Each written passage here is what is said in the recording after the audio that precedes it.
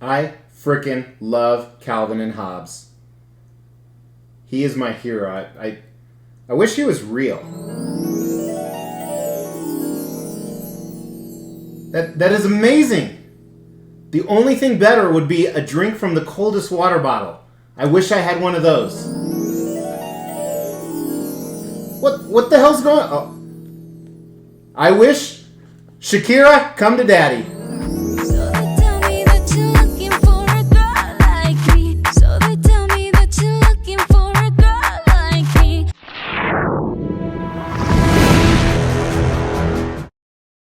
As the Extreme channel is pushing towards 50,000 subscribers, these are just a few of the statues we're giving away on the journey there. If you want to know how to win one, stay tuned for later in the video. Anything greater than Calvin and Hobbes growing up is the coldest water bottle as an adult.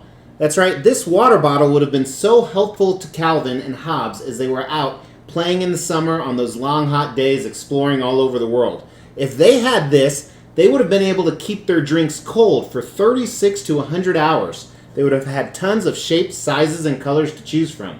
If you want to check this out, we have a link in the description below where you can actually win a free one, and below that is a link where you can use the code EXTREME and get 10% off. Make sure to check that out. But what you saw in the intro was real. I love Calvin and Hobbes. Calvin and Hobbes was one of my favorite parts of childhood. If you don't know what Calvin and Hobbes is, you are missing out. This is the boy with the imagination that really made a big impact on my life. I think one of the key aspects of success in some people's lives, a lot of people's lives, is their ability to be creative. And I think as a child, playing and dreaming starts that creativity. I like to think that it honestly had a big impact on my life. And now the reason Calvin and Hobbes had such a big impact on my life, when I grew up, I don't remember when I stopped believing in Santa. It was very, very young. Because, come here. He's not real. We actually tell our kids Santa isn't real. It's not a religious thing or anything like that. I just want them to know that those presents are coming from me, not a fat pervert from down the chimney. But anyway, on Christmas morning, I would wake up pretty early. At that time, I thought it was early, I guess. I get up a lot earlier than that, but like 5 in the morning. And my parents would leave our stocking full of little toys and candy, and every year they would leave a brand new Calvin and Hobbes book outside my door. And I would read that. I would read it until they woke up at 7 or 8 later that morning, and then we'd get to go down and open presents. And believe it or not, I would look forward to those books sometimes more than the actual presents. And I have read all of his books probably 20 times each. And that's even as an adult. I have no doubt in my mind now that I have the statue, I'm going to go through those books again and again. I highly recommend you check them out no matter what your age is. Now if you're unfamiliar with who that is, Calvin and Hobbes.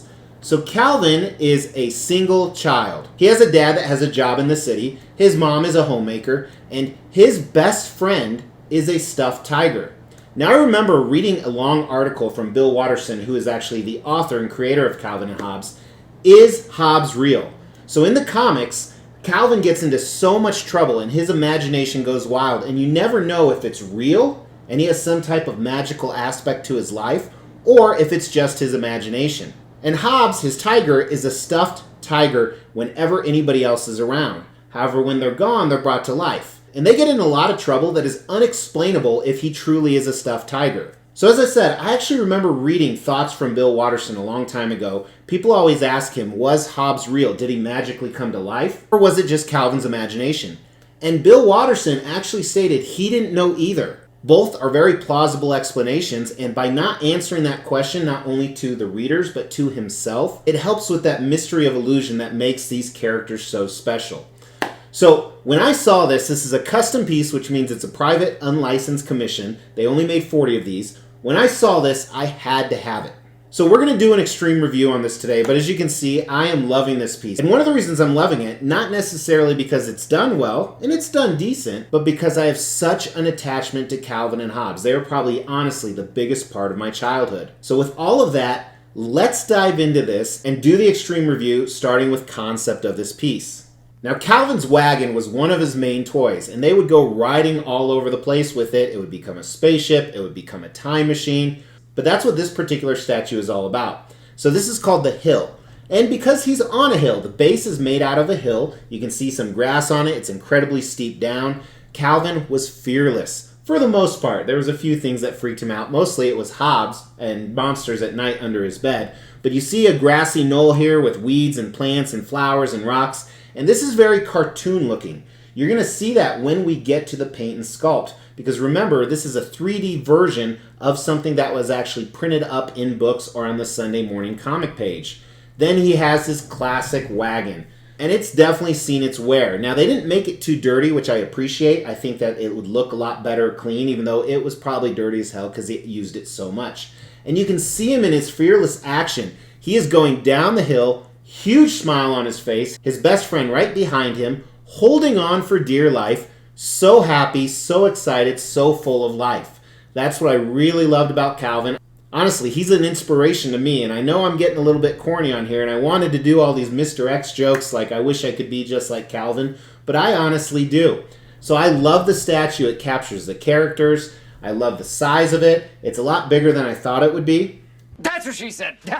See, we had to get some Mr. X joke in there. But concept, I'm going to give it a 4 out of 5. The reason why it's not a 5 out of 5 is this isn't my particular favorite scenes. I think there's a lot of other options out there, but it's still pretty cool. Design. Let's talk about that, and let's first start with the unboxing and assembly.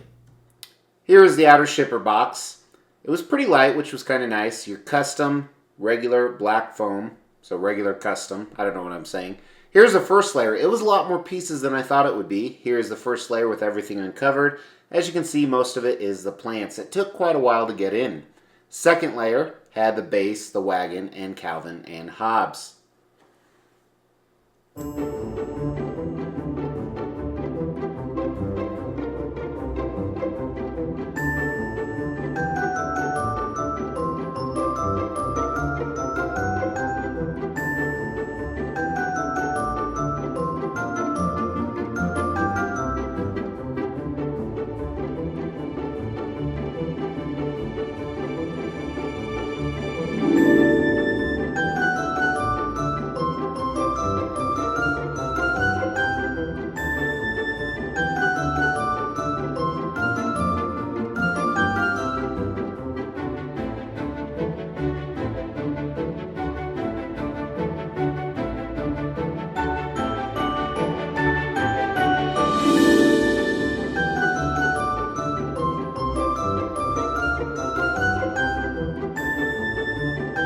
Alright, so I had a little bit of problem with the plants and flowers going in. It wasn't marked very well. It looks like some of them were color-coded, some may have been color-coded before, but I think it works fine in the end. Some are not fully going in, but I can get over that. I also noticed that like where Hobbes is grabbing the wagon right here, and then even Calvin grabbing the front handle of the wagon, that it's not fully secured.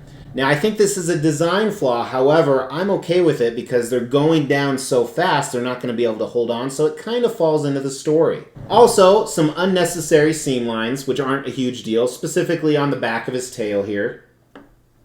But otherwise, honestly, it's done really well. Now, it's hard for me to judge what scale this is. Initially, I'd want to think 1/4, but I'm not so sure because he's a child and it's a stuffed animal. So, for all intents and purposes, we're going to say 1/4, but let's get the dimensions. About 14 inches wide. The deepest part, a little over 10 inches. And the tallest part is right at about 20 inches or so, give or take. But one other thing you might see as a design flaw is the fact that it's actually very cartoonish, like I talked about, very comic-like. Well, I don't want my Calvin and Hobbes with a lot of realism. I want them kind of as they were pictured in the comics, and I think they did that here. I think they did a really nice job, so you're not going to see individual strands in their hair or individual hairs on the fur of Hobbes. Even the hill itself looks a little plasticky, and we'll talk more about that.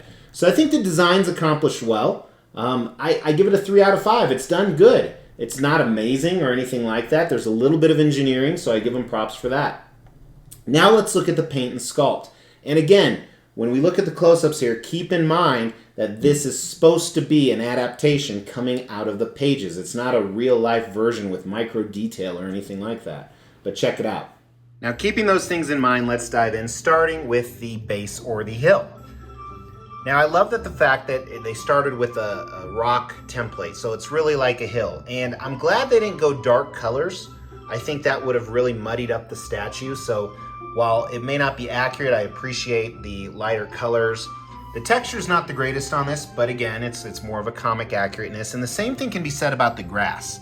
I was surprised no parts were broken, but the grass looks good, and I like how you can still see the hill below it. I think the variations of the grass and the color and the variation of the texture really kind of help it flow. And the light, when it shines off of it, it's incredibly different. The rocks are very plasticky looking, and while, like I said, that's kind of a theme throughout, I think almost too much. I wish there would have been more detail on the rocks, and then they almost put a shine on top of the paint that I'm not digging. Same thing about the flowers. Too much of a plastic effect that kind of takes away from any semblance of realism that the statue actually gives. I think the bushes are done nicely though. They're a plastic material. I like the variation of green in the bushes. The wagon looks great. I like how they kind of manipulated the moment in time to show it like moving. You can really tell that it's moving. It's bent a little bit. They did a great job with the wheels. They're not perfectly round, so it gives that simulation that it's just racing down the hill, and I think that was very smart. And again, they didn't muddy up the colors too much, so it is too clean, but I think that fits the statue really, really well. On Calvin, now most of the time you see Calvin in black and white, so this is fantastic. I think they got the likeness on Calvin perfectly. Again, making a 3D character out of something that is normally 2D is very difficult to do.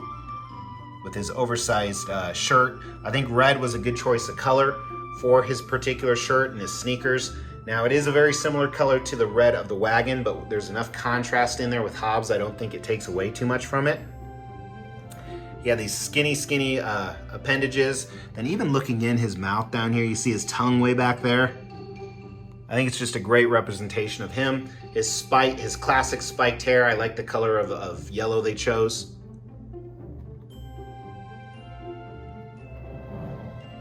And I think there's a perfect amount of the number of spikes.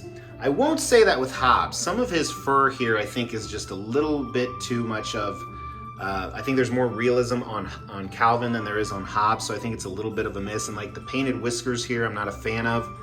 I like the orange. I think the orange looks good. The stripes, how they're protruding, is also a good take. The paint's pretty clean too. Like even looking like right here, that's pretty difficult to do. So that's decently impressive. They have a yellowing on his hands, which I'm not a fan of. And I have to assume it's intentional because you do see a little bit up here in the whiskers. But even like, Hobbes always had gloves on. The Sculpt's not that clean in between the gloves, but nothing I'm going to lose sleep over, but definitely something that could have been done better. And then I think the portrait for Hobbes is pretty spot on. They use the same eyes as they do on Calvin, and I'm not sure if I like that or not, but that's, kind of being nitpicky. So overall, definitely some things I would have changed, but it really captures and encompasses this amazing aspect of childhood and Bill Watterson. All right, so using the premise that I talked about, that this is supposed to look very undetailed, like a 2D print coming out, that's what I'm judging this based off of. Colors I really like. It makes it pop. It matches some of the colors we see in the art prints and the covers of the books. So I think the paint is a 4 out of 5, knowing that it's staying true to the original source material. Sculpt. Well, I'm definitely used to micro details and the tiniest little perfections as you zoom in close. We didn't see that here, and I'm really trying not to judge it on it. There are a few other things like we talked about in between Hobbes' fingers. Some things maybe on the whiskers they could have done a little bit more. So I think the sculpt, it's really hard. It's either a strong 3 or a weak 4, but usually I jump down to the 3. So we're going to say it's 3. It's good. Doesn't mean it's amazing, but it's still very good. Now value on this piece. So I ended up paying, I think, around $600 or $700 with shipping, right in that ballpark there, which is a lot of money. Now, they only made 40 of these, so it's a pretty rare piece, and there's not a lot of Calvin and Hobbes statues out there. I've actually been looking for one since I started collecting. I'm trying to be objective on the value, even though most of my reviews are very subjective. But I think that there's a big enough following for Calvin and Hobbes. However, most of the people that follow Calvin and Hobbes aren't used to spending $600, $700 on a collectible. So for that reason, because of the source material, I would give it a 3 out of 5 being objective. For me, it's a 5 out of 5. I would have to make a lot of profit on this to actually want to sell this, because I am such a big fan of the character. Now, X Factor. Is this a 5 out of 5 statue? Will other people come in and say, wow, that's amazing? No, they won't. Will I? Yes, every single time. So, kind of like the value, different grades. For me, it's a 5 out of 5. However, I think objectively, most people who know Calvin and Hobbes will appreciate this. They'll be like, that's really cool. And so for that reason, I actually give it a 3 out of 5 on the final score. We will be giving all of these statues away, plus additional ones at every 5,000 subscriber milestone. To win one of these statues, all you have to do is make sure you've liked this video, you've subscribed to the channel, you've hit that bell notification, and then just drop a comment below. Every 5,000 subscriber milestone, we are going to do a random drawing and pick a random comment and give one of these statues away, plus some additional ones I'm not showing right now. The more videos you comment on, the higher your chances are to win. So guys, thanks so much for taking this trip down memory lane with me. I'm ecstatic to have this. I love the character so much. Please drop a comment below. It'll help enter you into that contest. It also really helps the channel. Also, hit a like on the way out. That helps the channel as well. Really appreciate you guys. Take care.